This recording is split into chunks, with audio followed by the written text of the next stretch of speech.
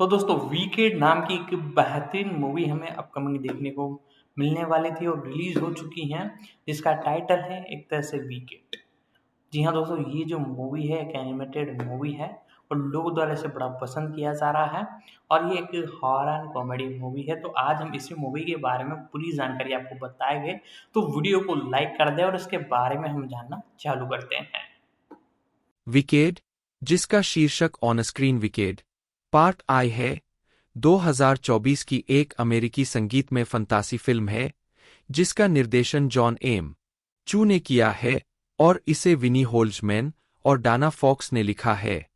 यह स्टीफन श्वार्टज और होल्जमैन द्वारा इसी नाम के स्टेज म्यूजिकल के दो भाग के फिल्म रूपांतरण की पहली किस्त है, जो 1995 के उपन्यास पर आधारित है, जो बदले में ओज बुक्स और 1939 की फिल्म द विजार्ड ऑफ ओज पर आधारित है। फिल्म में संगीत के पहले भाग को दिखाया गया है। इसमें सिंथिया एरिवो ने एल्फाबा थ्रोप और एरियाना ग्रांडे बुटेरा बी ने गैलिंडा अपलैंड की भूमिका निभाई है। साथ ही जोनाथन बेली, एथन स्लेटर, बोवेन यांग, मारिसा बोडे, पीटर डिंकलेज, मिशेल योह और जेफ गोल्डब्लम ने मुख्य भूमिका निभाई है। डोरोथी गेल के कैंसस से आने से पहले ओज की भूमि में सेट, यह एल्फाबा, पश्चिम की भावी दुष्ट चुड़ैल और उसकी सहपाठी गैलिंडा के साथ उसकी दोस्ती का अनुसरण करती है, जो ग्लिंडा द गुड बन जाती है। यूनिवर्सल पिक्चर्स और मार्क प्लैट, जिन्होंने स्टेज म्यूजिकल का निर्माण किया था, ने 2012 में फिल्म रूपांतरण की घोषणा की। लंबे विकास और कई देरी के बाद, आंशिक रूप से कोविड-19 महामारी के कारण, चू को निर्देशन के लिए नियुक्त किया गया, जिसमें 2021 में एरिवो और ग्रांडे को कास्ट किया गया। कथानक बिंदुओं को काटने से बचने और पात्रों की यात्रा और रिश्तों का विस्तार करने के लिए अनुकूलन को दो भागों में विभाजित किया गया था। प्रिंसिपल फोटोग्राफी दिसंबर 2022 में इंग्लैंड में शुरू हुई, जुलाई 2023 में 2023 सैग-एफ्ट्रा हड़ताल द्वारा बाधित हुई और जनवरी 2024 में फिर से शुरू और पूरी हुई। विकेड का प्रीमियर 3 नवंबर 2024 को ऑस्ट्रेलिया के सिडनी में स्टेट थिएटर में हुआ और इसे 22 नवंबर को यूनाइटेड स्टेट्स में थिएट्रिकल रूप से रिलीज किया गया। इसे आलोचकों से सकारात्मक समीक्षा मिली। इसे अमेरिकन फिल्म इंस्टीट्यूट द्वारा 2024 की सर्वश्रेष्ठ फिल्मों में से एक नामित किया गया और नेशनल बोर्ड ऑफ रिव्यू में सर्वश्रेष्ठ फिल्म का पुरस्कार जीता। इसके अन्य पुरस्कारों में 82वें गोल्डन ग्लोब अवार्ड्स में 4 नामांकन, सर्वश्रेष्ठ मोशन पिक्चर, म्यूजिकल या कॉमेडी सहित, और 30वें क्रिटिक्स च्वाइस अवार्ड्स में 11 नामांकन, सर्वश्रेष्ठ पिक्चर सहित शामिल है। इसने $150 मिलियन के बजट पर दुनिया भर में $648 मिलियन की कमाई की है, जो सबसे ज्यादा कमाई करने वाली ओज संबंधित फिल्म बन गई है, जो अब तक की सबसे ज्यादा कमाई करने वाली संगीत में फिल्म रूपांतरण, यूनिवर्सल पिक्चर्स के इतिहास में सबसे ज्यादा कमाई करने वाली संगीत में फिल्म। कथानक, ओज की भूमि में मंचकिनलैंड के नागरिक पश्चिम की दुष्ट चुड़ैल की हाल ही में हुई मृत्यु का जश्न मनाते हैं। ग्लिंडा द गुड उत्सव में शामिल होती है और चुड़ैल की कहानी बताती है। तत्कालीन गवर्नर थ्रोप की पत्नी और एक ट्रैवलिंग सेल्समैन के बीच संबंध से पैदा हुई। उसे उसकी अस्वाभाविक रूप से हरी त्वचा के कारण जन्म से ही बहिष्कृत कर दिया गया था और उसे एक परेशानी भरा बचपन झेलना पड़ा। No one mourns the wicked. जब उससे पूछा गया कि क्या वह और चुड़ैल दोस्त थे, तो ग्लिंडा ने खुलासा किया कि वे एक दूसरे को अपने स्कूल के दिनों से जानते थे। सालों पहले, एल्फाबा थ्रोप अपनी पैराप्लेजिक छोटी बहन नेसा रोज, प्रिय ओल्ड शिज, को विदा करने के लिए शिज विश्वविद्यालय पहुंचती है। शिज की जादूगरी अध्ययन की डीन मैडम मोरिबल, अनजाने में एल्फाबा की जादुई क्षमताओं का प्रदर्शन देखने के बाद उसे निजी तौर पर पढ़ाने की पेशकश करती है। एल्फाबा इस उम्मीद में स्वीकार करती है कि इससे उसे ओज के शासक, जादूगर से मिलने और डिग्रीनिफाइड होने का मौका मिलेगा। जादूगर और मैं उसके असंतोष के कारण उसे चुलबुली गैलिंडा अपलैंड के साथ कमरे में रहने के लिए मजबूर होना पड़ता है। दोनों में लगातार टकराव होता है। यह भावना क्या है? एक रात, एल्फाबा डॉ. डिलामंड, एक बात करने वाली बकरी का पीछा करती है। जिसे शिज के अंतिम पशु प्रोफेसरों में से एक के रूप में भेदभाव का सामना करना पड़ता है। कैंपस के बाहर जानवरों की एक बैठक में दिलामन ने खुलासा किया कि अन्य जानवर अपने नागरिक अधिकार और बोलने की क्षमता खो रहे हैं, लेकिन एल्फाबा ने उसे आश्वासन दिया कि जादूगर सब कुछ ठीक कर देगा। कुछ बुरा विद्रोही स्थानांतरित छात्र फिएरो टिगेलार छात्रों के एक समूह को ओजर्स्ट बॉलरूम डांसिंग थ्रू लाइफ में ले जाने की व्यवस्था करता है। गैलिंडा बोकवुडसमैन एक खुशमिजाज मंचकिन को, जो उस पर क्रश है, नेसारोज को आमंत्रित करने के लिए मना लेती है ताकि वह फिएरो के साथ जा सके।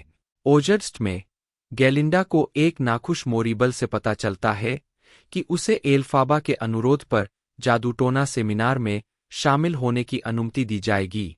एल्फाबा आती है और गैलिंडा द्वारा उसे एक टोपी पहनने के लिए उपहास किया जाता है, जिसे उसने एक गुप्त उपहार के रूप में दिया था। एक दोषी गैलिंडा उसके साथ नृत्य करती है, ओजर्स डुएट, और बाद में उसे एक नया रूप देती है, लोकप्रिय रॉ। दिलामन ने घोषणा की कि जानवरों को अब शिज में पढ़ाने की अनुमति नहीं है और उन्हें जबरन उनकी कक्षा से निकाल दिया गया है। उनके स्थान पर आए बेईमान प्रोफेसर निकिडिक ने एक डरे हुए शेर के बच्चे पर लाइव प्रयोग करने का प्रयास किया, लेकिन एल्फाबा के जादू ने कमरे में खसखस की धूल फैला दी, जिससे खुद को और फिएरो को छोड़कर सभी सो गए। वे कैंपस से भाग गए और बच्चे को जंगल में छोड़ दिया। कुछ पल साथ बिताने के बाद एल्फाबा ने अफसोस जताया कि फिएरो को उससे ज्यादा गैलिंडा पसंद है। I am not that girl. Elphaba को जादूगर से मिलने का निमंत्रण मिलता है, जिसने मोरिबल से उसकी शक्तियों के बारे में सुना है। गैलिंडा अब डिलामंड के गलत उच्चारण के सम्मान में अपना नाम छोटा करके ग्लिंडा रख लेती है, उसके साथ जाती है। वे ओज की राजधानी एमराल्ड सिटी के लिए ट्रेन से जाते हैं, जहां वे दर्शनीय स्थलों की यात्रा वन शॉट डे के दौरान अपनी दोस्ती की पुष्टि करते हैं। जादूगर ए सेंटिमेंटल मैन से परिचय होने के बाद एल्फाबा कहती है कि वह अपनी त्वचा का रंग बदलने के बजाय जानवरों की मदद करना चाहती है। एल्फाबा और जादूगर की पहली मुलाकात देखने के लिए मोरिबल आता है और दोनों एल्फाबा को पवित्र ग्रिमेरी स्पेलबुक से पढ़ने के लिए प्रोत्साहित करते हैं।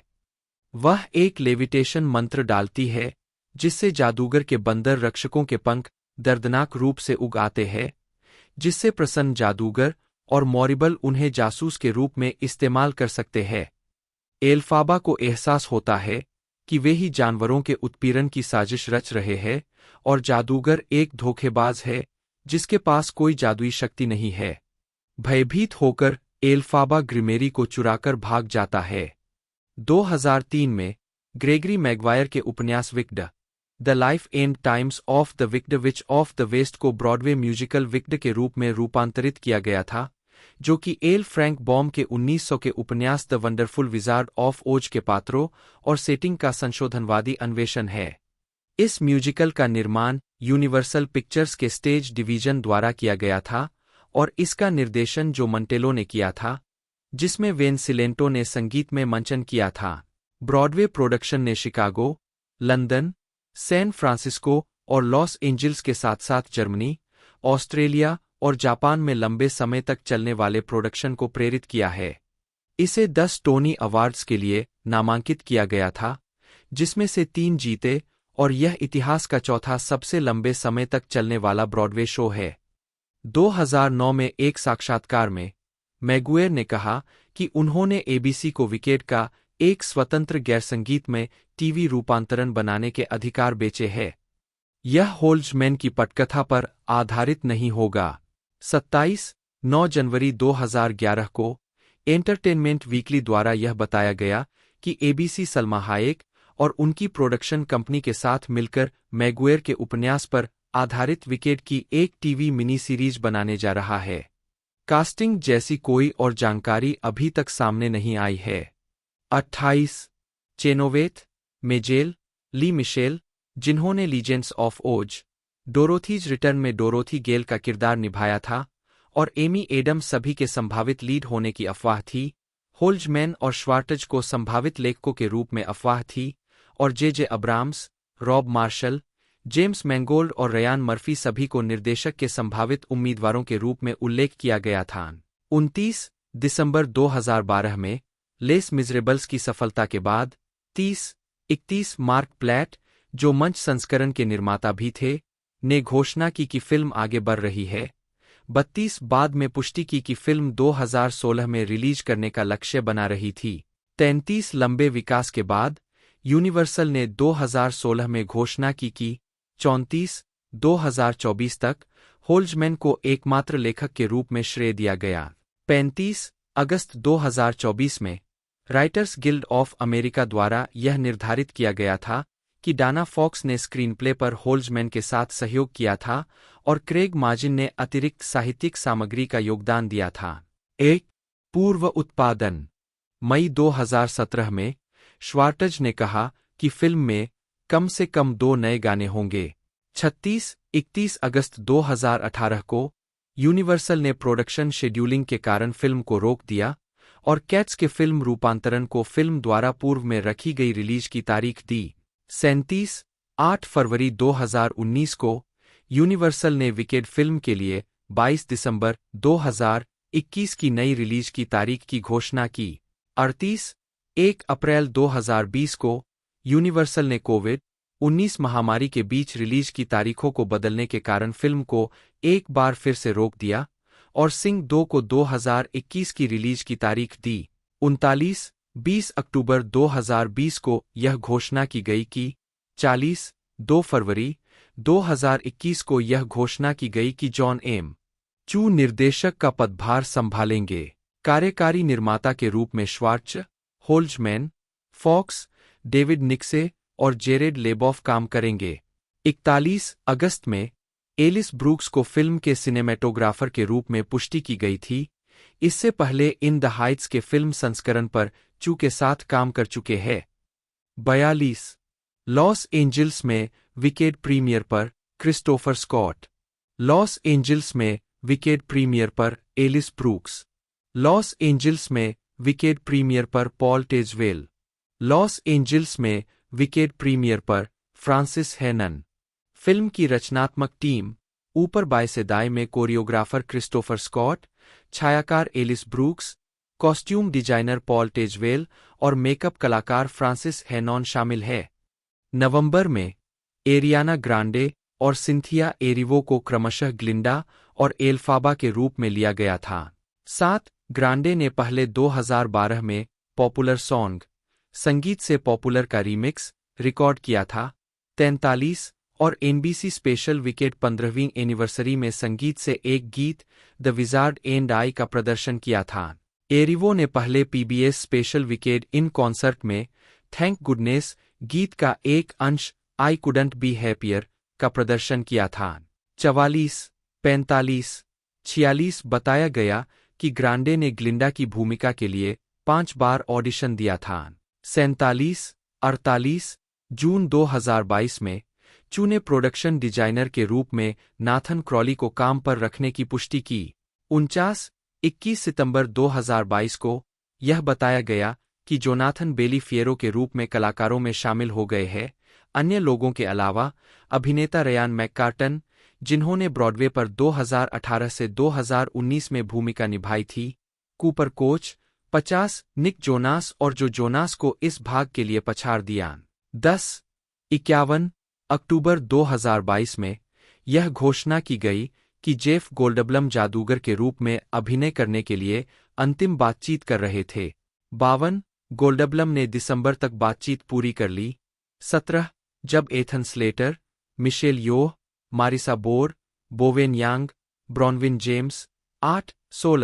13 अप्रैल 2024 में सिनेमाकॉन में यह खुलासा किया गया कि पीटर डनकलेज को डॉ डिलामंड की आवाज के रूप में चुना गया था। 53 ग्लिंडा एल्फाबा का पीछा करती है और उसे मॉरिबल और जादूगर के साथ सुलह करने के लिए कहती है, लेकिन एल्फाबा उनकी योजनाओं को रोकने का फैसला करती है। वह ग्लिंडा को एक भावनात्मक विदाई देती है, जो उसका समर्थन करती है, लेकिन उसे गार्ड द्वारा पकड़ लिया जाता है। एल्फाबा झाड़ू पर लेविटेशन मंत्र दोहराती है और एमराल्ड सिटी से भाग जाती है। मॉरिबल ओज को चेतावनी देता है कि एल्फाबा एक दुष्ट चुड़ैल है। शिज के छात्र परिसर खाली कर देते हैं। फिएरो घोड़े पर सवार होकर स्कूल के मैदान से भाग जाता है और गवर्नर थ्रोप को दिल का दौरा पड़ता है क्योंकि उसे और नेसारोज को यह खबर मिलती है। इस बीच एल्फाबा ग्लिंडा को पीछे छोड़ते हुए पश्चिम की ओर उड़ जाता है, defying gravity. गालना loss Angeles Wicked premiere में एरियाना ग्रांडे और Cynthia एरिवो। Loss Angeles Wicked premiere पर जोनाथन बेली।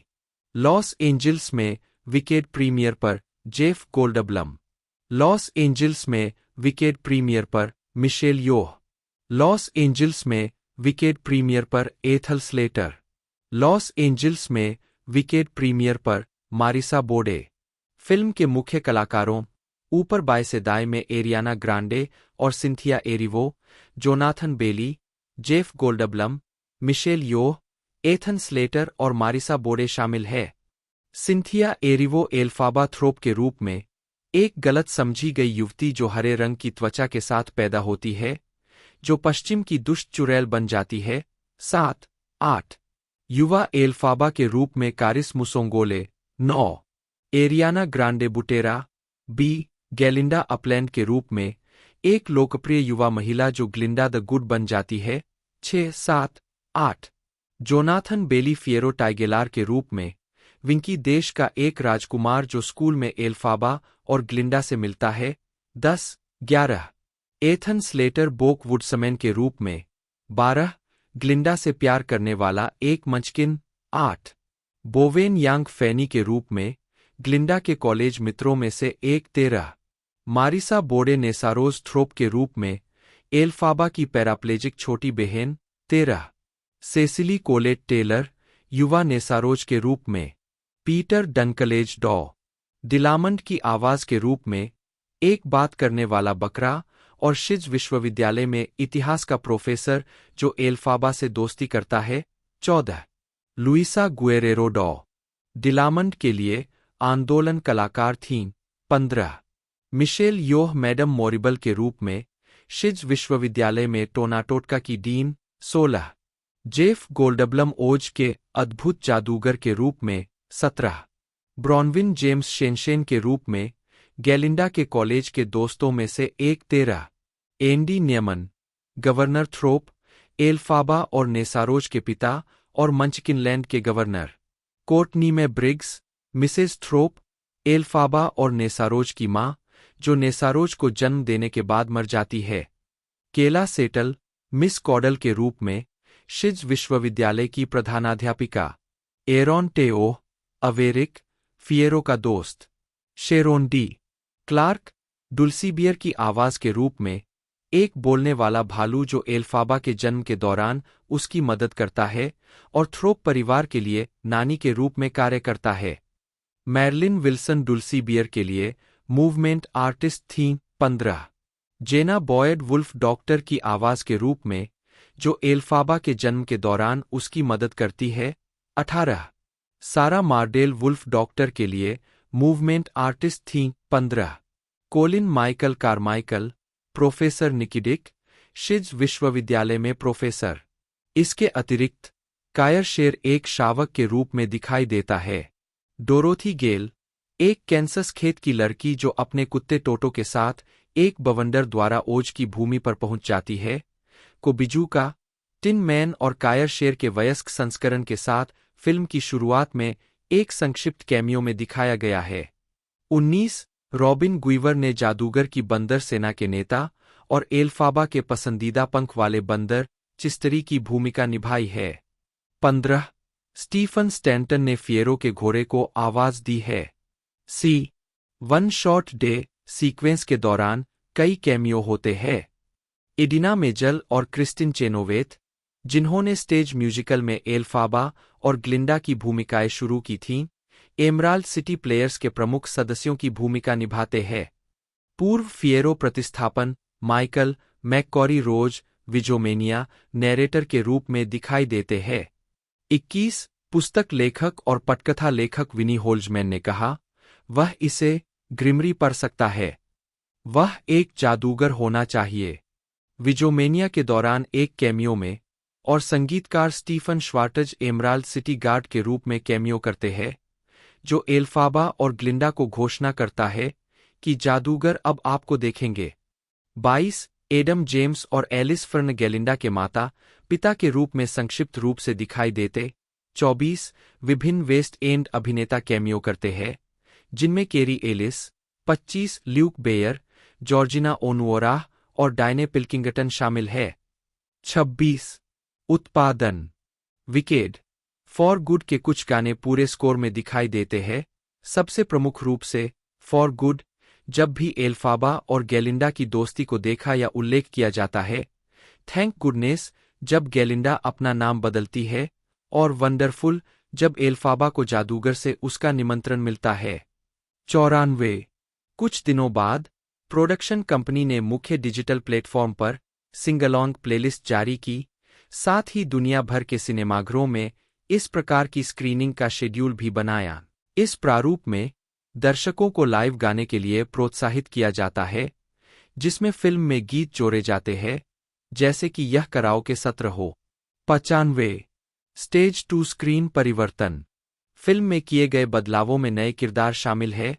डुल्सी बियर, एल्फाबा की बचपन की नानी, मिस कॉडल, शिज विश्वविद्यालय की प्रधानाध्यापिका, और गेलिंडा के माता-पिता, जो उसे शिज में छोड़ देते हैं। 96 फिल्म में एल्फाबा के निजी ट्यूशन सेशन को मैडम मोरिबल के साथ दिखाया गया है, जिसमें वह अपनी शक्तियों को नियंत्रित करना सीखती है। फ्लैशबैक के दृश्य जिसमें एल्फाबा को एक बच्चे के रूप में दिखाया गया है, जिसे उसकी हरी त्वचा के लिए मंचकिनलैंड के बच्चों द्वारा उपहास किया जा रहा है, और बहनों के रूप में उसके और नेसारोज के बीच की गतिशीलता को दिखाने के लिए और अधिक क्षण है। उपन्यास और संगीत की यौन सामग्री, विशेष रूप से श्रीमती थ्रोप, एल्फाबा की मां और यात्रा करने वाले सेल्समैन के बीच के संबंध को दोनों फिल्मों के लिए व्यापक दर्शकों तक पहुंचने और मोशन पिक्चर एसोसिएशन (एमपीए) से पीजी रेटिंग प्राप्त करने के लिए कम किया गया था। 97 पुस्तक और संगीत में महिला के रूप में पफेनी की पारंपरिक कास्टिंग के विपरीत, चरित्र को एक पुरुष अभिनेता बोवेन यांग से बदल दिया गया था। बोक के चरित्र चाप को फिल्म के लिए विस्तारित किया गया था और उसे उपनाम वुड्समैन दिया गया था। उद्धरण वांछित समथिंग बैड कोडॉ डिलामंड के घर पर शिज कैंपस से दूर बात करने वाले जानवरों की एक निजी बैठक में बदल दिया गया है। वहाँ जानवर स्टेज शो की तरह सीधे एल्फाबा के बजाय ओज की स्थिति के बारे में एक दूसरे को गाते हैं। फिल्म में फिएरो और एल्फाबा की पहली मुलाकात शिज में सहपाठियों के एक समूह के बजाय जंगल में होती है। 98 फिएरो का संगीत में नंबर डांसिंग थ्रू लाइफ मंच पर खुले मैदान में होता है। फिल्म में यह विश्वविद्यालय के गोलाकार घूमने वाले पुस्तकालय के अंदर शुरू होता है, जिसमें एक अतिरिक्त विस्तारित डांस ब्रेक भी शामिल है। नंबर के ओजर्स्ट बॉलरूम हिस्से को बदला और विस्तारित किया गया था। बॉलरूम को चू द्वारा ओज के अंडरबेली में एक नाइट क्लब के रूप में फिर से कल्पना की गई थी, जिसमें एनिमल्स के साथ वाद्ययंत्र बजाने वाले एक संगीत बैंड के साथ पूरा किया गया था। 99 संगीत में नंबर पॉपुलर को भी अतिरिक्त कुंजी परिवर्तनों और मुखर विस्तार के साथ विस्तारित किया गया है। 100 फिल्म में वन शॉट डे गाने को काफी हद तक विस्तारित किया गया है, जिसमें एमराल्ड सिटी प्लेयर्स के विजोमेनिया के निर्माण को शामिल किया गया है, जो विजार्ड और ग्रिमरी के लिए बैकस्टोरी के बारे में अधिक जानकारी देता है। प्रमुख कलाकार इडिना मेजेल और क्रिस्टिन चेनोवेथ है, जिन्होंने स्टेज म्यूजिकल के मूल ब्रॉडवे प्रोडक्शन में क्रमशः एल्फाबा और ग्लिंडा के रूप में अभिनय किया था। 101 डिफाइंग ग्रेविटी के अंत में एल्फाबा का युद्धघोष मंचीय संगीत में प्रयुक्त चेरी पिकर प्रभाव को श्रद्धांजलि देता है। डिफाइंग ग्रेविटी सीक्वेंस का चरमोत्कर्ष शॉट, जहां एल्फाबा सूर्यास्त के समय आसमान में अपने हस्ताक्षर युद्ध घोष गाती है, जिसमें बादलों के बीच से हरी बिजली चमकती है और उसका लहराता हुआ लबादा बड़ा होता जाता है, चेरी पिकर प्रभाव को श्रद्धांजलि देता है, जिसका उपयोग गीत के चरमोत्कर्ष के दौरान एल्फाबा का किरदार निभाने वाली अभिनेत्री को मंच से उठाने के लिए किया जाता है। 102, 103। यह सीक्वेंस खुद भी पहली फिल्म के समापन के रूप में काम करने के लिए बढ़ाया गया है, जो दर्शकों को जारी रहेगा। शीर्षक कार्ड के साथ एक क्लिफहैंगर पर छोड़ देता है, जो विकेड फॉर गुड की स्थापना करता है। 104, 94। विपणन 16 अप्रैल 2023 को फिल्म की पहली झलक सोशल मीडिया के माध्यम से जारी की गई, जिसमें एरिवो की एल्फाबा और ग्रांडे की ग्लिंडा थीं। 105, 106 फिल्म के कार्य प्रक्रिया फुटेज, जिसमें ग्रांडे और एरिवो के पॉपुलर और डिफाइंग ग्रेविटी के संबंधित प्रस्तुतियों की पहली झलक दिखाई गई, को फिर 26 अप्रैल 2023 को सिनेमाकॉन में प्रस्तुत किया गया, जिसे यूनिवर्सल पिक्चर्स की चेयरवुमन डोना लैंगली ने मंच पर पेश किया। 107 फिल्म का पहला ट्रेलर 60 सेकंड के फर्स्ट लुक के रूप में 11 फरवरी 2024 को सुपर बाउल वी के दौरान प्रीमियर हुआ। 108, 19, 109 फिल्म नई फुटेज पेश करने के लिए 10 अप्रैल 2024 को सिनेमाकॉन में लौट आई। इस कार्यक्रम के दौरान आयोजन स्थल की लॉबी में वेशभूषा और प्रॉप्स भी प्रदर्शित किए गए थे। हालांकि मीडिया स्रोतों द्वारा इस फिल्म को 1939 की metro Gold Wing mayor film the wizard of ओज का प्रीक्वल बताया गया था, लेकिन कानूनी तौर पर इसे ऐसा मानने की अनुमति नहीं थी। फिल्म अपने स्रोत सामग्री के रूप में उस संगीत में और पुस्तक को सूचीबद्ध करती है जिससे इसे रूपांतरित किया गया था, जो बदले में एल फ्रैंक बॉम के 1900 के उपन्यास द वंडरफुल विजार्ड ऑफ ओज पर आधारित थे, जो सार्वजनिक डोमेन में है। 1939 की फिल्म कॉपीराइट संरक्षण के अंतर्गत है और लाइसेंस प्राप्त स्रोत सामग्री नहीं थी। 78 फिल्म निर्माताओं को फिल्म को ध्यान में रखने और उसका उल्लंघन न करने के बीच एक महीन रेखा पर चलना पड़ा। उस अंत तक यूनिवर्सल उद्धरण आवश्यक निर्माण दल ने वार्नर ब्रदर्स द्वारा निर्धारित शर्तों का पालन करने की बाध्यता के तहत काम किया, जो 1939 की फिल्म के प्रतिष्ठित तत्वों के अधिकारों का कानूनी मालिक है, टर्नर एंटरटेनमेंट के स्वामित्व के माध्यम से, जिसके पास 1986 से पहले की एमजीएम फिल्म लाइब्रेरी है, जिसमें जूडी गारलैंड द्वारा पहने गए रूबी चप्पल भी शामिल है। इसलिए यूनिवर्सल उनका उपयोग करने में असमर्थ था और न ही 1939 की फिल्म से किसी भी मूल चरित्र की समानता थी। यह दुष्ट चुड़ैल की त्वचा के हरे रंग तक बढ़ा, जिसके लिए सिंथिया एरिवो और एसएफएक्स मेकअप कलाकार डेविड स्टोनमैन ने सिंथिया ग्रीन, एरिवो के नाम पर नामक एक अलग शेड का इस्तेमाल किया। 79 इसके अतिरिक्त स्टूडियो मार्गरेट हैमिल्टन के पश्चिम की दुष्ट चुड़ैल के हस्ताक्षर 80 विशेषज्ञ ने यह भी सुनिश्चित किया कि एमराल्ड सिटी 1939 की फिल्म में मूल एमराल्ड सिटी के बहुत करीब न हो। उद्धरण आवश्यक पोस्ट प्रोडक्शन और दृश्य प्रभाव 6 फरवरी 2024 को यह पुष्टि की गई कि इंडस्ट्रियल लाइट एंड मैजिक और फ्रेमस्टोर 81 ने पाब्लो हेलमैन के साथ प्रोडक्शन विजुअल इफेक्ट्स सुपरवाइजर के रूप में काम करते हुए फिल्म के विजुअल इफेक्ट्स प्रदान किए और पोस्ट प्रोडक्शन का काम प्रगति पर था। चुने नए रिलीज किए गए एप्पल विजन प्रो के माध्यम से संचार के जरिए एडिटर मायरोन केरस्टीन के साथ दूर से काम किया। 82, 83, 84 संपादन के दौरान केरस्टीन ने फिल्म और इसकी कहानी से भावनात्मक रूप से जुड़ाव महसूस किया, विशेष रूप से ओजर्स्ट बॉलरूम और डिफाइंग ग्रेविटी दृश्यों पर पोस्ट प्रोडक्शन के काम के दौरान, जबकि पूर्व दृश्य को प्रतिबिंबित करते हुए हमें हमेशा ऐसा लगता था कि ओजर्स्ट बॉलरूम मूल रूप से सेट का टुकड़ा था जिसे हमें सही करना था, क्योंकि अगर वह काम नहीं करता तो बाकी की फिल्म बिखरने वाली थी। 85 पूरी फिल्म का संपादन एविड मीडिया कंपोजर के माध्यम से किया गया था। 86 पहली फिल्म का पोस्ट प्रोडक्शन 19 सितंबर 2024 को पूरा हुआ। उद्धरण आवश्यक संगीत मुख्य लेख विकेड द साउंड ट्रैक और विकेड स्कोर। विकेड का sound track album Republic records बटा वर्व लेबल ग्रुप, ग्रांडे और एरिवो के संबंधित रिकॉर्ड लेबल द्वारा 22 नवंबर 2024 को जारी किया गया था।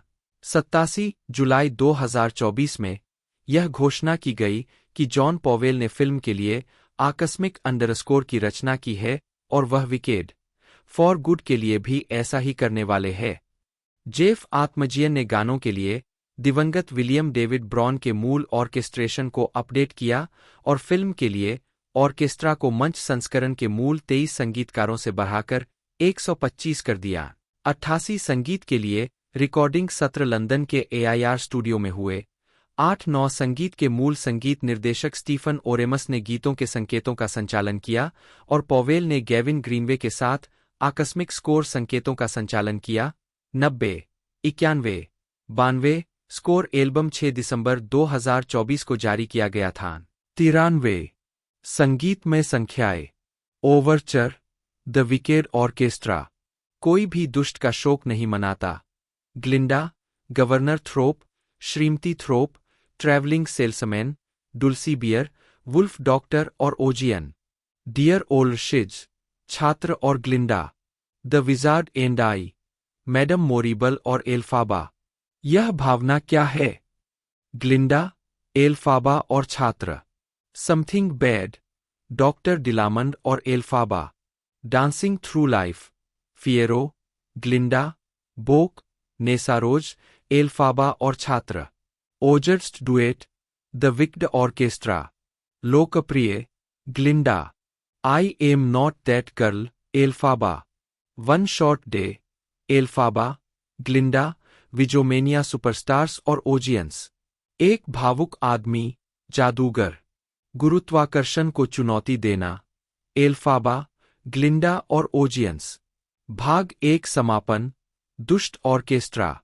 एल्फाबा की भूमिका की तैयारी के बारे में एरिवो ने वैरायटी को बताया, जबकि फिल्मांकन से पहले ब्रॉडवे पर मंच संस्करण को फिर से देखने की अपनी इच्छा व्यक्त करते हुए, मैं सब कुछ फिर से सीख रही हूं, मैं इसे फिर से देखना चाहती हूं। जब मैं किसी समय न्यूयॉर्क पहुंचूंगी तो मैं फिर से शो देखूंगी, यह मेरा 5वां मौका होगा। उन्होंने उस समय यह भी कहा कि फिल्म कैसी दिखेगी, विशेष रूप से इसके प्रोडक्शन डिजाइन और दृश्य शैली पर चर्चा चल रही थी, और उन्होंने कॉस्ट्यूम डिजाइनर के रूप में पॉल टेजवेल को काम पर रखने की पुष्टि की। जब वह पश्चिम की दुष्ट चुड़ैल बन जाती है, तो एल्फाबा की पोशाक के लिए उनका अनुरोध, एक जीन पॉल गॉल्टियर संग्रह के साथ एक नई दुनिया, एक तरह का सुनहरा युग भावना से जुड़ा था। 54 एरिवो ने एल्फाबा की उपस्थिति के कई अन्य हिस्सों में भी योगदान दिया, विशेष रूप से उसके बाल और नाखून। मुझे पता था कि मैं चाहती थी कि एल्फाबा के पास माइक्रो ब्रेड्स हों और मैं चाहती थी कि उसके पास 2 कारणों से नाखूनों का पूरा सेट हो। वे मेरी संस्कृति के लिए एक इशारा है और ओज की दुनिया के लिए एक इशारा है। उसने यह भी कहा, मैंने कल्पना की कि उसके नाखून उसके जादू का एक हिस्सा थे, कि वे बस उसके अंदर से निकल गए, और उसने अभी तक यह पता नहीं लगाया था कि क्यों, उसकी हरी त्वचा की तरह। 55 फिल्माने प्रिंसिपल फोटोग्राफी जून 2022 में यूनाइटेड किंगडम के स्काई स्टूडियो एलस्ट्री सुविधाओं में शुरू होने वाली थी। 56 जुलाई 2021 में श्वार्च ने संकेत दिया कि उस वर्ष अटलांटा में फिल्म की योजना थी।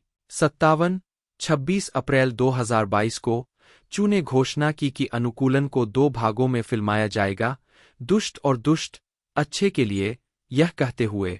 58 पिछले साल जब हम प्रोडक्शन की तैयारी कर रहे थे, तो विकेड की कहानी को बिना किसी वास्तविक नुकसान के एक ही फिल्म में शामिल करना असंभव हो गया था।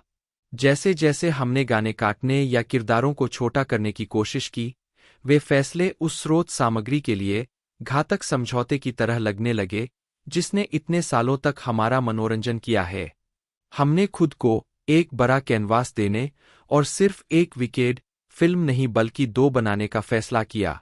ज्यादा जगह के साथ, हम विकेड की कहानी को वैसे ही बता सकते हैं जैसे इसे बताया जाना चाहिए था, साथ ही इन प्यारे किरदारों की यात्रा में और भी गहराई और आश्चर्य ला सकते हैं। जून 2022 में श्वार्टज ने पुष्टि की कि 2 फिल्मों में से एक के लिए एक नया गीत लिखा जाएगा। 59 हमें डिफाइंग ग्रेविटी को बिना किसी ब्रेक के पूरा करना बहुत मुश्किल लगा। वह गाना खास तौर पर पर्दा गिराने के लिए लिखा गया था, और बिना किसी ब्रेक के उसके बाद जो भी दृश्य था, वह बहुत ही निराशाजनक लग रहा था। एक बहुत लंबी एकल फिल्म होने के बावजूद, हमें उन चीजों को काटना या छोड़ना पड़ा जिन्हें हम शामिल करना चाहते थे, और हमें लगता है कि शो और कहानी के प्रशंसक इसकी सराहना करेंगे। हमने जो चर्चा की है वह यह है कि निर्माता मार्क प्लैट के शब्दों का उपयोग करने के लिए परिवर्तनों को अतिरिक्त होना चाहिए। उन्हें कहानी या पात्रों में कुछ जोड़ने की जरूरत है। वे केवल कुछ अलग करने के लिए बदलाव नहीं हो सकते। मुझे विश्वास है कि जब तक फिल्म बनेगी, अगर हम सभी का इनपुट समान रहेगा, तो मैं किसी भी व्यक्ति से बातचीत कर सकता हूं जिसे स्टेज शो में किए गए किसी भी बदलाव के बारे में कोई सवाल है, और मैं यह बता सकता हूं कि मुझे क्यों लगता है कि यह फिल्म के लिए बेहतर है। 18 जुलाई को यह पता चला कि इंग्लैंड के बोरहेमवुड में नवनिर्मित स्काई स्टूडियो एलस्ट्री में फिल्मांकन प्रक्रिया के साथ रिहर्सल अगस्त में शुरू होगी और मुख्य फोटोग्राफी नवंबर में शुरू होगी। 9 दिसंबर को चू ने ट्विटर पर पुष्टि की कि फिल्मांकन शुरू हो गया था। 23 सितंबर को वेस्टर्न स्काई लिमिटेड की ओर से प्रस्तुत नियोजन आवेदन के समर्थन में नियोजन वक्तव्य ने संकेत दिया कि आउटडोर फिल्मांकन इविंगहो, बकिंघमशायर, यूके में इविंगहो टर्फ 62 में विकसित की जा रही साइट पर होगा। फिल्मांकन की शुरुआत में द डेली मेल के पपराजी को हैंग ग्लाइडर द्वारा मंचकिनलैंड सेट पर गोप्रो कैमरों के साथ उड़ते हुए देखा गया था, जब एरियाना ग्रांडे और कलाकार और क्रू ने पहली फिल्म के शुरुआती number no one mourns the Wicked को फिल्माया था। ग्लिंडा के रूप में पोशाक में ग्रांडे की पहली तस्वीरें ऑनलाइन लीक हो गईं और प्रत्याशा को बढ़ावा मिला। ग्रांडे ने वीमेन के लिए एक साक्षात्कार में कहा, मुझे लगता है कि हम चू के साथ ऐसा करने के लिए बहुत खराब थे। यह एक छोटी सी गुप्त छात्र चीज की तरह लगा। यह अंतरंगता है। यह बहुत छोटा और निजी लगा जब तक कि अचानक हम बाहर नहीं थे और डेली मेल हमारे सेट पर हाथ से ग्लाइडिंग कर रहा था। 63, 64, 65। शूटिंग 6 अप्रैल से 14 जुलाई 2023 के बीच होने की योजना बनाई गई थी, जिसमें प्रमुख फोटोग्राफी 25 जुलाई को वन शॉट डे अनुक्रम के साथ लपेटने के लिए निर्धारित थी।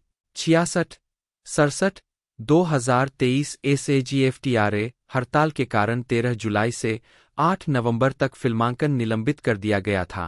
68, फिल्मांकन 24 जनवरी 2024 को फिर से शुरू हुआ और 26 जनवरी को संपन्न हुआ। एरिवो और ग्रांडे के आग्रह पर गाने के स्वर सेट पर लाइव रिकॉर्ड किए गए थे। 6-9, 70 अकादमी पुरस्कार विजेता प्रोडक्शन साउंड मिक्सर साइमन हेस ने अभिनेताओं के स्वरों की रिकॉर्डिंग पर चू के साथ सहयोग किया।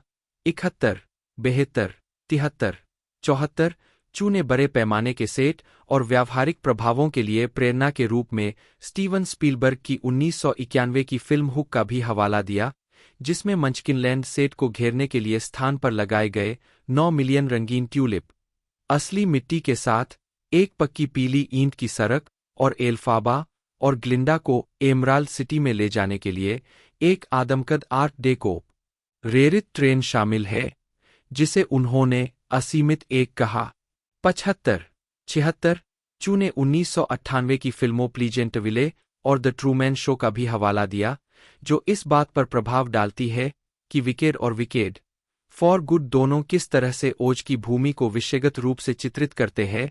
उन्होंने कहा, यह विद्रोहीपन के इस विचार को बनाने में मदद करता है जिसे यह नई युवा पीढ़ी खोज रही है। दोनों फिल्मों की पूरी कहानी के दौरान यह ओज में सभी को कितनी दूर तक ले जाएगा। यह एक पीढ़ी की जागृति है। आप उन चीजों के बारे में सच्चाई देखना शुरू करते हैं जो शायद आपको अलग तरीके से सिखाई गई थीं। 77 पर्दे के पीछे की फुटेज और चू, एरिवो और ग्रांडे के साक्षात्कारों की एक विशेषता, जिसमें बताया गया है कि एक सिनेमाई जुनून परियोजना के रूप में wicked and wicked for good उनके लिए कितना मायने रखता है। 13 मई 2024 को रेडियो सिटी म्यूजिक हॉल में 2024 NBC यूनिवर्सल अपफ्रंट इवेंट में शुरू हुआ और कुछ ही समय बाद ऑनलाइन जारी कर दिया गया। फिल्म का आधिकारिक 3 मिनट का नाट्य ट्रेलर 15 मई 2024 को जारी किया गया। इसके बाद 29 मई 2024 को लेगो ब्रिक फिल्म शैली में पूरी तरह से निर्मित और एनिमेटेड संस्करण जारी किया गया। लेगो संस्करण को बाद में animated Pharrell Williams film piece by piece की नाट्य स्क्रीनिंग से जोड़ा गया। 111 फिल्म के प्रचार के लिए 19 नवंबर 2024 को एनबीसी पर एक पर्दे के पीछे का विशेष टेलीविजन कार्यक्रम defying gravity the curtain rises on wicket प्रसारित किया गया। 113 नेटवर्क ने गर्मियों के दौरान पेरिस में 2024 ग्रीष्मकालीन ओलंपिक के कवरेज के दौरान फिल्म के लिए एक प्रचार टाई इन की मेजबानी की, जिसमें एरिवो ग्रांडे और योह उद्घाटन समारोह में शामिल हुए।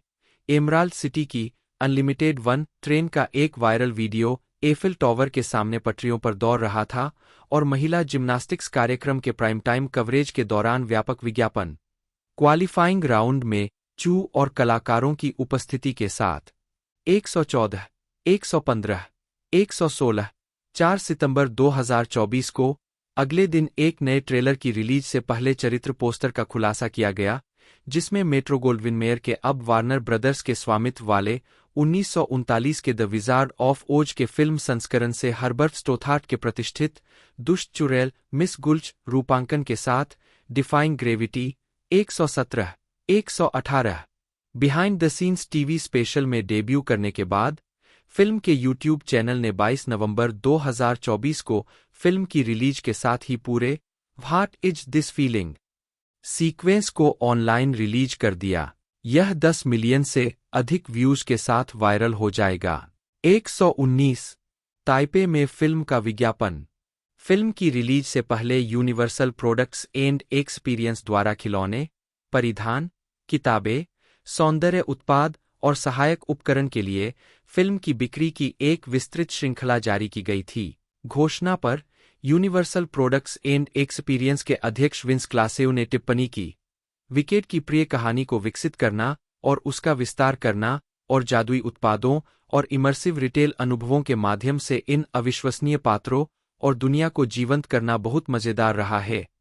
रिटेल और थीम पार्कों में हमारा वैश्विक व्यापारिक कार्यक्रम फिल्म के सशक्त विषयों और बोल्ड आइकनोग्राफी को दर्शाता है, जो 2025 में विकेड फॉर गुड के साथ और भी अधिक उत्साह का मार्ग प्रशस्त करता है। विकेड हमारे लिए बहुत खास है और हम इस बात का इंतजार नहीं कर सकते कि प्रशंसक इस छुट्टियों के मौसम में इन प्रेरक पात्रों को अपनाएं। 120, 121 यूनिवर्सल के पास फिल्म के लिए 450 प्रचार भागीदार थे, जिनकी मीडिया वैल्यू $350 मिलियन थी, जो हॉलीवुड थिएटर फिल्म के लिए अब तक की सबसे अधिक है। 122 1 अक्टूबर को ग्रांडे के सौंदर्य प्रसाधन ब्रांड आरईएम ब्यूटी ने फिल्म से प्रेरित एक सहयोग जारी किया। 123, 124, 125, 126 पीपल मैगजीन का 96 पृष्ठ का विके केंद्रित विशेष संस्करण मुद्दा, जिसमें विशेष कलाकारों के साक्षात्कार और उत्पादन से तस्वीरें शामिल है, 1 नवंबर को प्रकाशित किया गया था। 127 15 मई 2024 को फिल्म ने शिज यूनिवर्सिटी के लिए एक इंटरैक्टिव वेबसाइट लॉन्च की, जिससे प्रशंसक 15 अगस्त से पहले कॉलेज में 2024 सेमेस्टर के लिए आवेदन कर सकते हैं। सितंबर 2024 में विभिन्न सोशल मीडिया प्लेटफॉर्म पर प्रभावशाली लोगों ने शिज से अपने स्वीकृति पत्र और पैकेज साझा करना शुरू कर दिया, जिसमें मैडम मोरिबल का खुद का एक व्यक्तिगत स्वीकृति पत्र, कैंपस का एक नक्शा, एक समाचार पत्र, रिपोर्टिंग प्रिंस फिएरो को शिज में देखा गया, एक पिन और एक यूनिवर्सिटी जंपर शामिल था। आवेदन करने वाले अन्य प्रशंसकों को ईमेल के माध्यम से उनके स्वीकृति पत्र प्राप्त हुए, जबकि कॉलेज के लिए देर से आवेदन करने वालों को प्रवेश से वंचित कर दिया गया। 128 10 अक्टूबर 2024 को यह घोषणा की गई कि फिल्म रिलीज होने से पहले के हफ्तों के दौरान जर्नी थ्रू ओज प्रेस टूर शुरू करेगी, जिसमें प्रत्येक शहर को फिल्म के विभिन्न स्थानों में बदल दिया जाएगा। Sydney, Munchkinland, Los Angeles, Shiz university, Mexico city, enchanted forest, New York, Ozdust ballroom और लंदन, एमराल्ड सिटी। 129 26 दिसंबर 2024 को यह घोषणा की गई कि फिल्म 1 जनवरी 2025 को कैलिफोर्निया के पासाडेना में 2025 रोज परेड में भाग लेगी, जिसमें 55 फुट लंबी डिफाइंग ग्रेविटी फ्लोट होगी, जिसे हॉलैंड से आयातित 60,000 ट्यूलिप के साथ साथ रंगीन कार्नेशन के साथ वीओडी पर फिल्म की नए साल की पूर्व संध्या रिलीज का जश्न मनाने के लिए कवर किया जाएगा। 130 पोस्टर विवाद। फिल्म का प्रचार पोस्टर बाय, जिसने स्टेज म्यूजिकल के मूल पोस्टर आर्ट दाय को फिर से बनाया, जिसके कारण कई पुनः संपादन और पैरोडी हुई, विशेष रूप से एक विवाद का स्रोत बन गया एरिवो और उसके प्रति उसकी नकारात्मक प्रतिक्रिया के इर्दगिर्द। 9 अक्टूबर 2024 को टिकटों की बिक्री के साथ मेल खाने के लिए एरिवो और ग्रांडे के साथ क्रमशः एल्फाबा और ग्लिंडा के रूप में एक पोस्टर जारी किया गया था, जो मंच संगीत के मूल पोस्टर कला को फिर से बना रहा था। 131 पोस्टर के प्रति स्वागत मिश्रित था और इसके परिणामस्वरूप एडोब फोटोशॉप और जनरेटिव एआई टूल्स का उपयोग करके पोस्टर को मूल कला के करीब लाने के लिए डिजाइन किए गए फैन एडिट्स का निर्माण हुआ। 133 पोस्टर को रनवे एआई के साथ बनाए गए वीडियो के साथ भी मजाक उड़ाया गया था ताकि यह दिखे कि छवि में एल्फाबा और ग्लिंडा कैटफाइटिंग कर रहे थे। उद्धरण वांछित, यह वायरल इंटरनेट मेम्स का विषय भी बन गया, जिसमें एल्फाबा की जगह चार्ली एक्ससीएक्स के साथ उनकी और ग्रांडे की सिंपैथी इज ए नाइफ। 15 अक्टूबर 2024 को एक ट्विटर उपयोगकर्ता ने अपना स्वयं का संपादन बनाया, जिसमें फिल्म के पोस्टर को मूल नाट्य पोस्टर से अधिक सटीक रूप से मिलान करने का प्रयास किया गया, जिसमें एल्फाबा की आंखों को अस्पष्ट करके, ग्लिंडा के हाथ को उसके मुंह को ढकने के लिए ऊपर उठाकर और एल्फाबा को मुस्कुराते हुए लाल होंठ देकर संपादन किया गया। हालांकि कई प्रशंसकों ने इसे एक सुधार माना। 135 अगले दिन एरिवो ने अपनी इंस्टाग्राम स्टोरी पर संपादित पोस्टर का एक रीपोस्ट साझा किया, जिसमें लिखा था, यह सबसे जंगली, सबसे आक्रामक चीज है जो मैंने देखी है, उस भयानक एआई के बराबर है जिसमें हम लड़ रहे हैं, लोगों के बराबर है जो सवाल पूछ रहे हैं, क्या आपकी योनि हरी है? 2014 के मीम का संदर्भ 136। इसमें से कुछ भी मजेदार नहीं है, इसमें से कुछ भी प्यारा नहीं है, यह मुझे नीचा दिखाता है, यह हमें नीचा दिखाता है। मूल पोस्टर एक चित्रण है। मैं एक वास्तविक जीवन का इंसान हूं, जिसने कैमरे की नली के नीचे से आप दर्शक को देखने का विकल्प चुना, क्योंकि शब्दों के बिना हम अपनी आंखों से संवाद करते हैं। हमारा पोस्टर एक श्रद्धांजलि है, न कि नकल। मेरे चेहरे को संपादित करना और मेरी आंखों को छिपाना मुझे मिटाना है, और यह बहुत ही दुखद है। 137, 138, 139। बाद में उपयोगकर्ता ने अभिनेत्री के सम्मान में पोस्ट को हटा दिया और कहा कि उनके इरादे दुर्भावनापूर्ण नहीं थे और उन्होंने प्रतिक्रिया की उम्मीद नहीं की थी। हालांकि 20 अक्टूबर को उपयोगकर्ता ने अपने संपादन को फिर से पोस्ट किया और कहा कि हालांकि उन्हें लगा कि एरिवो की भावनाएं वैध थीं, लेकिन वे छवि के साथ मूल ब्रॉडवे पोस्टर को श्रद्धांजलि देने के लिए एक निर्दोष प्रशंसक संपादन के रूप में खड़े थे।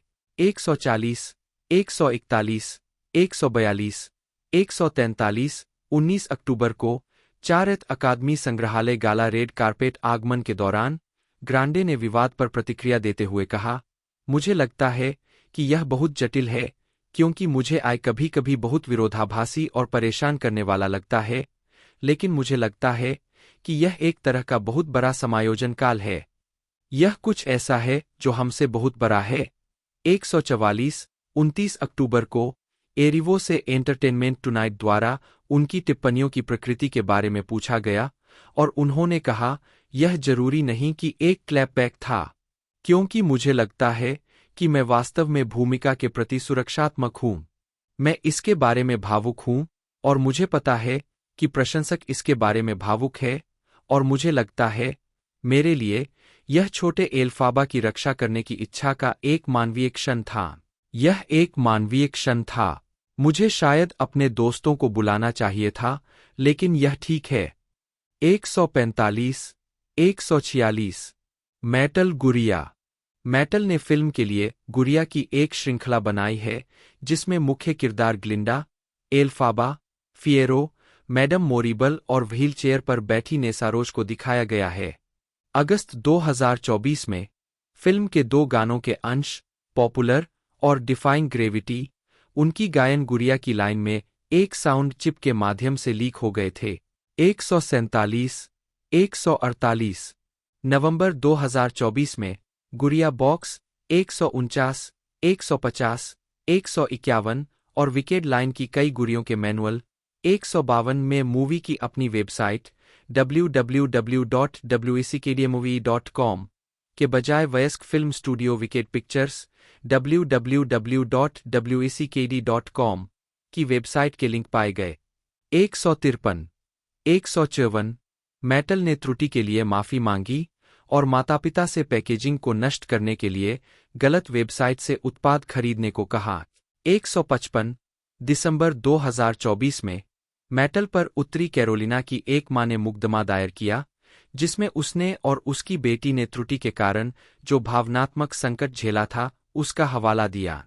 156 मुक्त करना सिडनी, ऑस्ट्रेलिया का स्टेट थिएटर, जहां विकेड का विश्व प्रीमियर हुआ था।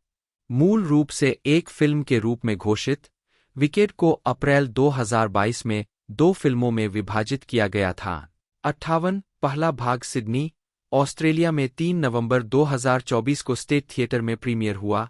157 जिसके बाद लॉस एंजिल्स में डोरोथी चैंडलर पेवेलियन में 9 नवंबर 2024 को। 158 मैक्सिको सिटी में ऑडिटोरियो नेशनल में 11 नवंबर 2024 को। 159 और लंदन में रॉयल फेस्टिवल हॉल में 18 नवंबर 2024 को प्रीमियर हुआ। 160 इसे यूनिवर्सल पिक्चर्स द्वारा 21 नवंबर को ऑस्ट्रेलिया, 161 और मैक्सिको में, 162 और 22 नवंबर को संयुक्त राज्य अमेरिका में really 3D, IMAX, Dolby cinema, 4DX, screen x और D-बॉक्स में प्रदर्शित किया गया। इसके बाद 23 नवंबर 2024 को 32वें international film festival of the art of cinematography Camerimage की क्लोजिंग नाइट फिल्म के रूप में इसका पोलिश प्रीमियर हुआ, जिसमें सिनेमेटोग्राफर एलिस ब्रूक्स और प्रोडक्शन डिजाइनर नाथन क्रॉली, जिन्होंने फेस्टिवल में 2024 का प्रोडक्शन डिजाइनर अवार्ड प्राप्त किया, उपस्थित थे। 163, 164 फिल्म की एडवांस स्क्रीनिंग 18 नवंबर 2024 को अमेजन प्राइम सदस्यों के लिए और आम जनता के लिए 20 नवंबर 2024 को हुई।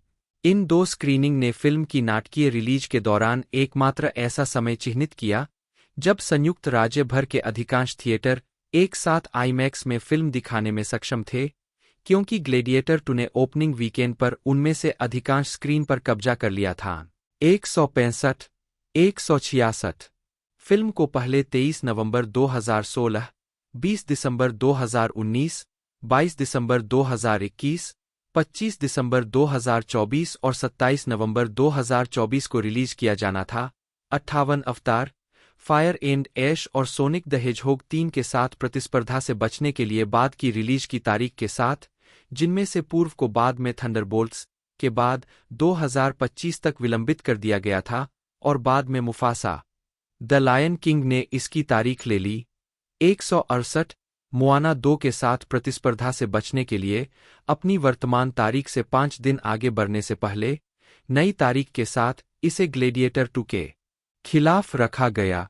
165 इसने इस बात पर अटकलें लगाईं कि क्या फिल्म और ग्लेडिएटर 2 की एक ही रिलीज की तारीख साझा करने से बाद में ग्लिक्ड नामक परिदृश्य उत्पन्न हो सकता है, जो बार्बेनहाइमर घटना के समान है, जो बार्बी और ओपेनहाइमर दोनों के 21 जुलाई 2023 को रिलीज होने का परिणाम था। 169, 170 2024 के संयुक्त राज्य अमेरिका के राष्ट्रपति चुनाव के 2 सप्ताह बाद फिल्म रिलीज होने के साथ, मार्क प्लैट ने वर्तमान राजनीतिक माहौल में कहानी की बढ़ती प्रासंगिकता पर विचार करते हुए कहा, यह हम दोनों के लिए एक महत्वपूर्ण चुनाव है, लेकिन हमारी कहानी लोगों द्वारा एक दूसरे से जुड़ने के लिए तय की जाने वाली दूरी के बारे में है, दूसरे को दूसरे के रूप में नहीं देखने के बारे में है, एक ऐसी दुनिया में रहने के बारे में है जहां कभी-कभी सच्चाई वास्तविक नहीं होती है।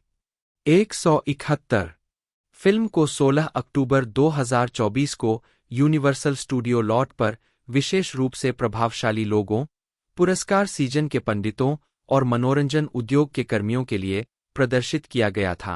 172 फिल्म की एक निजी स्क्रीनिंग 22 अक्टूबर 2024 को किम कार्दशियन के घर पर आयोजित की गई थी, जिसमें एरिवो और ग्रांडे के साथ विशेष रूप से उनके परिवार ने भाग लिया था। 173 एक और निजी स्क्रीनिंग 28 अक्टूबर 2024 को मैनहट्टन के डीजीए थिएटर में हुई, जिसमें एरिवो, ग्रांडे, चू, प्लैट, श्वार्च, मूल ब्रॉडवे कलाकार क्रिस्टिन चेनोवेथ, नॉर्बर्ट लियो बुट्स और क्रिस्टोफर फिट्जगेराल्ड, वर्तमान ब्रॉडवे कलाकारों के सदस्य और अन्य अभिनेत्रियां शामिल हुईं, जिन्होंने पिछले कुछ वर्षों में ब्रॉडवे और राष्ट्रीय दौरे पर एल्फाबा और ग्लिंडा की भूमिका निभाई थी। 174 अन्ना विंटोर द्वारा आयोजित एक स्क्रीनिंग 14 नवंबर 2024 को मेट्रोपॉलिटन म्यूजियम ऑफ आर्ट में आयोजित की गई थी, जिसमें फिल्म के कलाकारों और अन्य हस्तियों ने भाग लिया था। 175 आम जनता के लिए स्क्रीनिंग 20 नवंबर से 22 नवंबर तक सिडनी के स्टेट थिएटर में हुई थी। 161 सेंसरशिप कुवैत में अपनी नाटकीय रिलीज से पहले फिल्म को सार्वजनिक नैतिकता के कारण कुछ सिनेमाघरों से हटा दिया गया था। 176 हालांकि देश के विभिन्न सिनेमाघरों में फिल्म का प्रदर्शन जारी है। 177 संयुक्त राज्य अमेरिका में इसकी रिलीज के बाद दक्षिणपंथी रूढ़िवादी ईसाई समूह 1 मिलियन मॉम्स ने फिल्म पर बहिष्कार का आह्वान किया, यह दावा करते हुए कि यह जादू टोना को बढ़ावा देता है और परिवारों, विशेष रूप से बच्चों पर एलजीबीटीक्यू एजेंडा को आगे बढ़ाता है। क्रिस्टिन चेनोवेथ ने इंस्टाग्राम पर एक टिप्पणी में फिल्म का बचाव करते हुए कहा, हर कोई जानता है कि 1 मिलियन मॉम्स केवल कुछ 100 है। शायद इसे मनोरंजन कहा जाता है। कलात्मकता। मैं एक ईसाई महिला हूं या ग्लिंडा की भूमिका और इन महिलाओं द्वारा घृणा से निकाली गई सभी मूर्खता की शुरुआत की। नहीं नहीं नहीं, मैं इसकी मदद नहीं कर सकती। मैं वैसे भी उन्हें प्यार करने की कोशिश करती हूं, क्योंकि वे इसे नहीं समझती है। जो कोई भी लड़की की शक्ति देखना चाहता है, तो वह बहुत दुष्ट हो जाए, मंच पर या मूवी थिएटर में। 178 स्थानीयकरण 2014 में सेसी डेला क्यूवा और डन्ना पाओला बाय ग्लिंडा और एल्फाबा के रूप में और मायरा रुइज दाए 2016 में एल्फाबा के रूप में वर्षों से मंचित मूल संगीतमय की स्थानीय प्रस्तुतियों के बाद फिल्म को कई देशों में डब करके रिलीज किया गया था। 179 180 181 182 फिल्म के कुछ डब संस्करणों में मुख्य पात्रों को उन कलाकारों द्वारा आवाज दी गई थी जिन्होंने पहले स्थानीय प्रस्तुतियों में उन्हें मंच पर चित्रित किया था। लैटिन अमेरिकी स्पेनिश में डैना पाओला और सेसी डेला कुएवा। 180 ब्राजीलियाई पुर्तगाली में मायरा रुइज और फेबी बैंग। 181 और कोरियाई में पार्क हायेना और जियोंग सुनाह। 183 184 185 सभी ने संगीतमय की मूल स्थानीय प्रस्तुतियों में क्रमशः एल्फाबा और ग्लिंडा के रूप में प्रदर्शन किया। सबरीना वेकरलिन, जिन्होंने जर्मन में एल्फाबा को आवाज दी थी, 186 ने पहली बार 2007 में मूल जर्मन प्रोडक्शन में एक वैकल्पिक के रूप में एल्फाबा की भूमिका निभाई थी। 187 जबकि जोहान मिलैंड, जिन्होंने डेनिश में ग्लिंडा को आवाज दी थी, 188 ने संगीत के 2024 डेनिश प्रोडक्शन में ग्लिंडा की भूमिका निभाई थी। 189 डच अभिनेता वाजेन वैन डेन बॉश, जिन्होंने 2021 में जर्मन प्रोडक्शन में एल्फाबा की भूमिका निभाई थी। 190 इसके बजाय डच में ग्लिंडा के रूप में लौट आए। 191 इसके अतिरिक्त स्थानीय मूल प्रस्तुतियों के कुछ और अभिनेताओं ने इडिना मेजल और क्रिस्टिन चेनोवेथ के डबर्स के रूप में कैमियो उपस्थिति दर्ज कराई। यह विलेमजिन वेरकेक का मामला था, जिन्होंने पहली बार 2007 में संगीत के मूल जर्मन उत्पादन में एल्फाबा की भूमिका निभाई थी।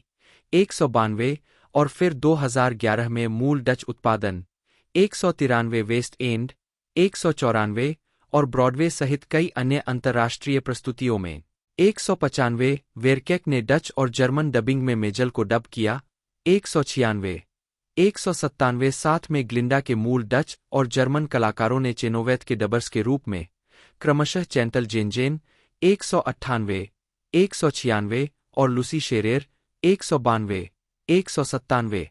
मारिया लूसिया रोसेनबर्ग, जिन्होंने 2011 में मूल डेनिश प्रोडक्शन में एल्फाबा की भूमिका निभाई थी, 199। 200 भी डेनिश में मेजेल को डब करने के लिए वापस आईं। 201 कुछ और डबिंग में मेजेल के चरित्र के साथ अधिक कैमियो उपस्थितियां की गईं, क्योंकि उन्हें न केवल उन अभिनेताओं द्वारा आवाज दी गई थी जिन्होंने पहले स्थानीय प्रस्तुतियों में एल्फाबा को चित्रित किया था, बल्कि विशेष रूप से उन देशों में जहां संगीत कभी नहीं खेला गया था, उन आवाज अभिनेताओं द्वारा भी, जिन्होंने पहले विभिन्न भाषाओं में मेजेल के करियर के एक अन्य प्रमुख किरदार को आवाज दी थी, एल्सा, डिज्नी की फ्रोजन से। फ्लेमिश में एल के ब्यूले का मामला ऐसा ही है। 202, 203 हंगेरियन में निकोलेट फुरेडी, 204, 205, 208, 209। अन्य स्थानीयकरणों के विपरीत, जो शो के पहले से मौजूद नाट्य संस्करणों पर आधारित थे, फिल्म की रिलीज से 2 दिन पहले संगीत के पहले नॉर्वेजियन उत्पादन की घोषणा की गई थी और 2025 में प्रीमियर होने वाला था। 210 होम मीडिया। यह फिल्म संयुक्त राज्य अमेरिका में 31 दिसंबर 2024 को वीडियो ऑन डिमांड पर रिलीज की गई थी। 211 इसे यूनिवर्सल पिक्चर्स होम एंटरटेनमेंट द्वारा 4 फरवरी 2025 को 4K ब्लूरे पर रिलीज किया जाएगा। डिजिटल और फिजिकल दोनों रिलीज में फिल्म के थिएट्रिकल और सिंगलोंग वर्जन के साथ साथ विस्तारित और हटाए गए दृश्य और पर्दे के पीछे के फीचर जैसे बोनस फीचर शामिल है। 212, 213 स्वागत। Box office. विकेट के टिकटों की बिक्री 9 अक्टूबर 2024 को शुरू हुई, जिस दिन पैरामाउंट पिक्चर्स ने ग्लेडिएटर 2 के लिए अपने टिकट जारी किए।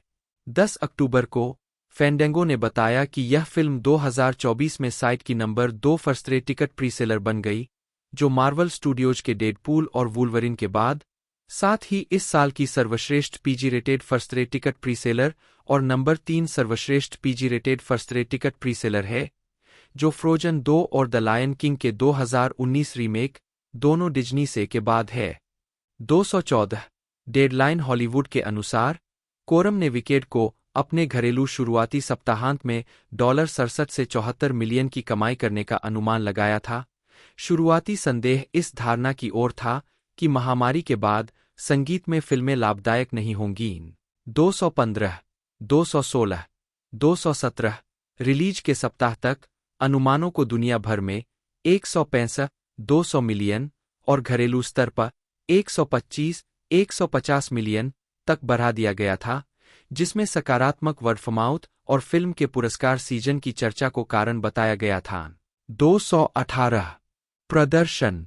1 जनवरी 2025 तक विकेट ने संयुक्त राज्य अमेरिका और कनाडा में $437.6 मिलियन और अन्य क्षेत्रों में $210.9 मिलियन की कमाई की है, जिससे दुनिया भर में कुल $648.5 मिलियन की कमाई हुई है। 2.5 अमेरिका और कनाडा में इसने अपने पहले दिन $46.47 मिलियन कमाए, जिसमें इसके रिलीज होने वाले सप्ताह में प्रीव्यू स्क्रीनिंग से $19.2 मिलियन शामिल थे। सोमवार को $2.5 मिलियन, बुधवार को $5.7 मिलियन और गुरुवार को $11 मिलियन। इसने अमेरिका और कनाडा में $112.5 मिलियन और दुनिया भर में $162.9 मिलियन के साथ शुरुआत की, दोनों बॉक्स ऑफिस पर शीर्ष स्थान हासिल किया। 219, 220 यह ब्रॉडवे संगीत पर आधारित किसी फिल्म के लिए अब तक की सबसे बड़ी ओपनिंग थी, जिसने इनटू द वुड्स 2014 की $31.1 मिलियन की घरेलू ओपनिंग और लेस मिजरेबल्स 2012 की $103 मिलियन की दुनिया भर की ओपनिंग को पीछे छोड़ दिया। 221 अगले गुरुवार को इसने $16.9 मिलियन कमाए। विकेट ने अपने दूसरे सप्ताहांत में $80 मिलियन की कमाई की और 5 दिवसीय फ्रेम में कुल $117.5 मिलियन 29% की गिरावट के साथ और मोआना 2 से पीछे रही। 223 छुट्टी के सप्ताहांत के अंत में यह घरेलू स्तर पर $250 मिलियन से अधिक तक पहुंच गया, जिससे यह अमेरिका और कनाडा में अब तक का सबसे अधिक कमाई करने वाला स्टेज म्यूजिकल टू स्क्रीन रूपांतरण बन गया, जिसने ग्रीस 1978 के $190 मिलियन के लाइफटाइम घरेलू सकल को पीछे छोड़ दिया। 224 अपने तीसरे सप्ताहांत में इसने $34.9 मिलियन कमाए, जो दूसरे स्थान पर रहा, जिससे दुनिया भर में कुल $455 मिलियन की कमाई हुई। 225 226 15 दिसंबर 2024 तक इसने दुनिया भर में $525 मिलियन की कमाई की। क्रिसमस के दिन तक फिल्म ने घरेलू स्तर पर $392.4 मिलियन की कमाई की, जो संयुक्त राज्य अमेरिका और कनाडा में अब तक की 49वीं सबसे ज्यादा कमाई करने वाली फिल्म बन गई। 227 29 दिसंबर 2024 तक विकेड ने मम्मा मिया 2008 को पीछे छोड़ते हुए अब तक की सबसे ज्यादा कमाई करने वाली संगीत में फिल्म रूपांतरण बन गई, साथ ही यूनिवर्सल के इतिहास में सबसे ज्यादा कमाई करने वाली संगीत में फिल्म बन गई। 228 आलोचनात्मक प्रतिक्रिया। बेली, एरिवो और ग्रांडे बाएं से दाएं के अभिनय की आलोचकों द्वारा प्रशंसा की गई। समीक्षा एग्रीगेटर वेबसाइट रॉटन टोमाटोज पर 368 आलोचकों की 89% समीक्षाएं सकारात्मक है, जिनकी औसत रेटिंग 7.8/10 है। वेबसाइट की आम सहमति कहती है, सिंथिया एरिवो और एरियाना ग्रांडे की जादुई जोड़ी के साथ गुरुत्वाकर्षण को चुनौती देते हुए विकेट की विशुद्ध वीरता और आकर्षण ओज के लिए एक अनूठा निमंत्रण है। 229 मेटाक्रिटिक, जो भारित औसत का उपयोग करता है, ने 63 आलोचकों के आधार पर फिल्म को 100 में से 73 का स्कोर दिया, जो आम तौर पर अनुकूल समीक्षाओं को दर्शाता है। 230 सिनेमास्कोर द्वारा सर्वेक्षण किए गए दर्शकों ने फिल्म को A+ से F पैमाने पर A का औसत ग्रेड दिया, जबकि पोस्टरट्रैक द्वारा सर्वेक्षण किए गए लोगों ने इसे 92% समग्र सकारात्मक स्कोर दिया, जिसमें 80% ने कहा कि वे निश्चित रूप से इसकी अनुशंसा करेंगे। 221 वॉल स्ट्रीट जर्नल के काइल स्मिथ ने इसे वर्ष की सबसे मनोरंजक फिल्म और शिकागो के बाद सबसे शानदार लाइव एक्शन हॉलीवुड संगीत में कहा। 231 वैरायटी के जैज टैंगके ने फिल्म को एक संगीत में उत्कृष्ट कृति कहा, जो हमारी उम्मीद से कहीं अधिक है, और चू के निर्देशन, अभिनय और सेट और वेशभूषा की प्रशंसा की। 232 डेडलाइन हॉलीवुड की एंटोनिया ब्लिथ ने इसे शुरू से अंत तक एक धमाका और एक स्वादिष्ट, प्रफुल्लित करने वाला रोमांच कहा, जो एरिवो और ग्रांडे की अगले स्तर की प्रतिभा और हंसीमजाक वाली कॉमेडी को दर्शाता है। वे हर नंबर को आश्चर्य, प्रसन्नता और वास्तविक गहराई के साथ पेश करते हैं। 233 234 द न्यूयॉर्क टाइम्स की मनोहला डार्गिस ने लिखा कि एरिवो इस शानदार, बहुत लंबी फिल्म में सबसे मजबूत आकर्षण है। 235 जबकि द प्लेलिस्ट के ग्रेगरी एलवुड ने लिखा कि ग्रांडे अक्सर एक संगीत में नंबर में कूदने से पहले अपने चरित्र को चौंकाने वाली गहराई प्रदान करती है, जो आपको कान से कान तक मुस्कुराने पर मजबूर कर देगी। 236 ओजर्स्ट बॉलरूम और डिफाइंग ग्रेविटी दृश्यों को क्रमशः वैरायटी और लूपर द्वारा 2024 के सर्वश्रेष्ठ फिल्म दृश्यों में से एक के रूप में उद्धृत किया गया था। 237 238 फिल्म निर्माता Steven Spielberg, George Lucas, Oliver stone, जो डाटे, एडम मैके। 239 240 241 242 243 बेली को द गार्डियन के पीटर ब्रैडशॉ ने एक स्टैंड आउट माना, जिसमें उन्होंने लिखा कि उन्होंने हेटेरो कैंप फियरो के रूप में एक अपमानजनक दृश्यचोर को उजागर किया। 244 और एबीसी न्यूज के पीटर ट्रेवर्स ने कहा कि उनका प्रदर्शन गीत, नृत्य और अभिनय कौशल का प्रदर्शन था। 245 डांसिंग थ्रू लाइफ उनके चरित्र का संगीत नंबर, एंटरटेनमेंट वीकली के क्रिश्चियन होलब द्वारा अनुकूलन की सबसे बड़ी संगीत उपलब्धि के रूप में वर्णित किया गया है।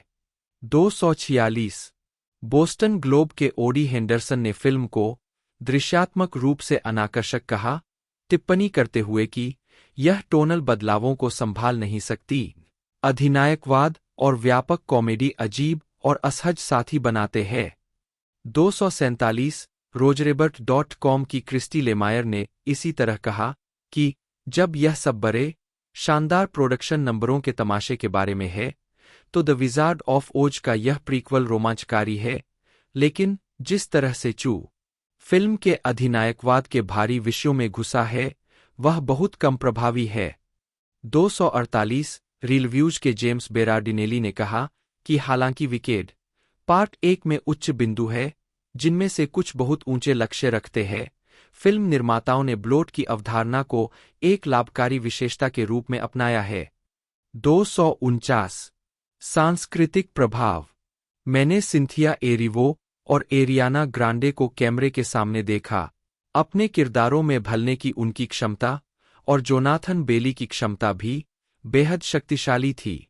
लेखक ग्रेगरी मैगुएर ने मूल उपन्यास के मूवी टाई-इन संस्करण के लिए अपने परिचय में, जिस पर संगीत आधारित है, 250 इदीना मेजेल और क्रिस्टिन चेनोवेथ, जिन्होंने ब्रॉडवे पर एल्फाबा और गैलिंडा की संबंधित भूमिकाएं निभाईं, ने अपनी फिल्म समकक्षों के प्रदर्शन की प्रशंसा की। चेनोवेथ ने कहा, पूरी कास्ट अद्भुत है। जॉन चू ने बेहतरीन काम किया। मैं बहुत भावुक, खुश और आनंद से भर गया। 251 252 मेजेल ने कहा, यह फिल्म मूल शो के प्रति बहुत प्यार और सम्मान दिखाती है, लेकिन फिर इसे इतने खूबसूरत तरीकों से आगे बढ़ाती है, जिसके बारे में मैंने कभी सोचा भी नहीं था।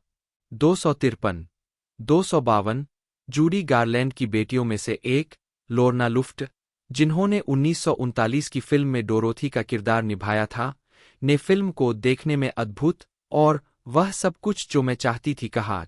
254 एले यूके के पनाशे न्यादुंडू ने लिखा कि यह फिल्म दयालुता, दोस्ती, प्रतिनिधित्व और स्वीकृति के शक्तिशाली संदेश के साथ एक बहुत जरूरी पलायन थी, जिसका 2024 के संयुक्त राज्य अमेरिका के राष्ट्रपति चुनाव के मद्देनजर दर्शकों द्वारा गर्मजोशी से स्वागत किया गया।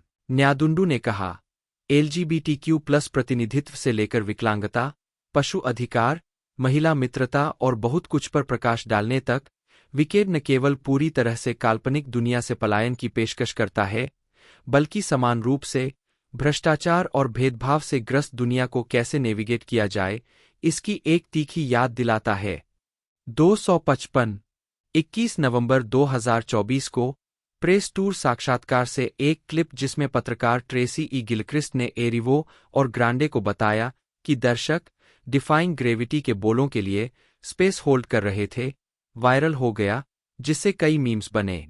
गिलक्रिस्ट ने बाद में समझाया कि उनका क्या मतलब था। मेरे लिए इसका मतलब है पल में रहना, विचलित न होना और सेलुलर स्तर पर कुछ महसूस करना।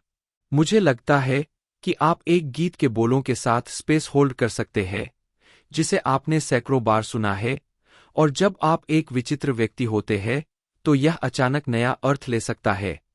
256 फिल्म के गाने व्हाट इज दिस फीलिंग के लिए कोरियोग्राफी को प्रशंसकों और विभिन्न ब्रॉडवे और वेस्ट एंड प्रोडक्शंस के कलाकारों द्वारा टिकटॉक और इंस्टाग्राम रील्स पर बड़े पैमाने पर फिर से बनाया गया। 257 पुरस्कार। मुख्य लेख विकेड 2024 फिल्म द्वारा प्राप्त पुरस्कारों की सूची। फिल्म को कई पुरस्कार और नामांकन मिले। इसने नेशनल बोर्ड ऑफ रिव्यू में सर्वश्रेष्ठ फिल्म जीतने वाली पहली फंतासी फिल्म के रूप में इतिहास बनाया और मॉलिन रूज 2001 के बाद जीतने वाली पहली संगीतमय फिल्म बनी। 258 इसके अलावा इसे अमेरिकी फिल्म संस्थान द्वारा 2024 की शीर्ष 10 फिल्मों में से एक नामित किया गया था। 259 गोल्डन ग्लोब अवार्ड्स में विकेड को 4 नामांकन मिले।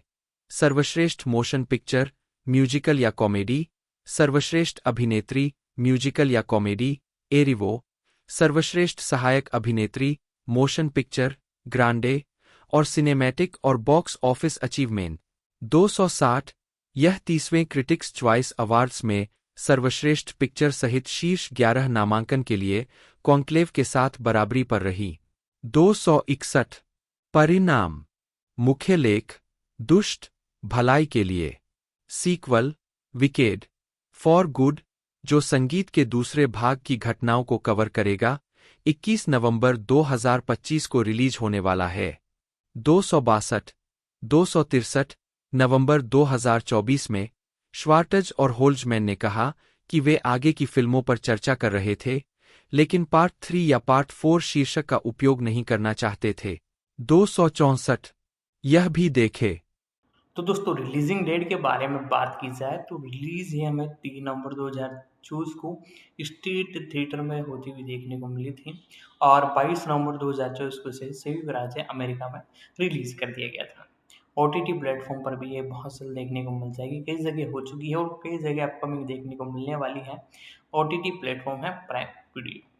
बाकी दोस्तों इस मूवी के बारे में मैंने आपको और जानकारी एक तरह से बताई है, बहुत बढ़िया जानकारी है। यदि आपको वीडियो अच्छी लगती है तो वीडियो को लाइक कीजिएगा, साथ ही साथ इस वीडियो को शेयर जरूर कीजिएगा। आगे इसकी थोड़ी और इन्फॉर्मेशन मैं आपको देता हूँ। बात की जाए IMDb रेटिंग के बारे में तो IMDb पर इसकी लगभग 10 में से 6.5 की बेहतरीन रेटिंग है और बजट की बात की जाए तो $150 मिलियन का इसका बजट था और इसके अंदर इसने जो बॉक्स ऑफिस कलेक्शन दिया है वो लगभग $650 मिलियन जैसे है, जो कि बहुत ही बेहतरीन कलेक्शन है। और इसकी जो डिस्ट्रीब्यूशन वो संभाला था यूनिवर्स पिक्चर्स द्वारा